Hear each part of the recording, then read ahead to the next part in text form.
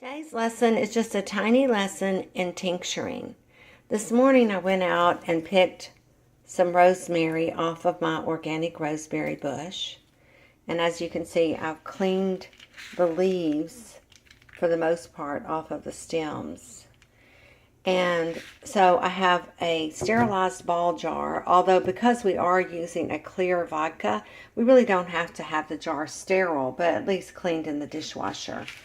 And so when we're using a fresh herb, we're going to put the fresh herb into the jar. And it's really good to get the strongest tincture, to really try to pack the herbs in there. And I'll be adding a little bit more that's still in the basket. But as you can see, we have the herbs in the jar. Oh, it smells heavenly. You know, rosemary is one of the great herbs for the brain. And one of the things I've been reading about it lately is that it helps to rebuild brain cells. It's very good for people with Alzheimer's. And if you rub it into your scalp when you're worried or when you need to study, it can be extremely stimulating and help you to focus, good for when you're driving. It's also high in antioxidants.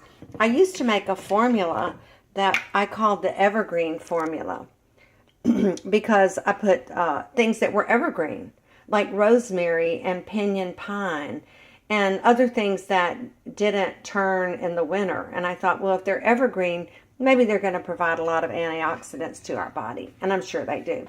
Now I'm going to gently pour this clear liquid, which is a vodka, and I'm going to pour it into the glass until I've completely covered the herbs. And once I have these covered, I'm going to cover it with a lid. And first thing I'm going to do is make a good label for it that clearly states, rosemary from the garden,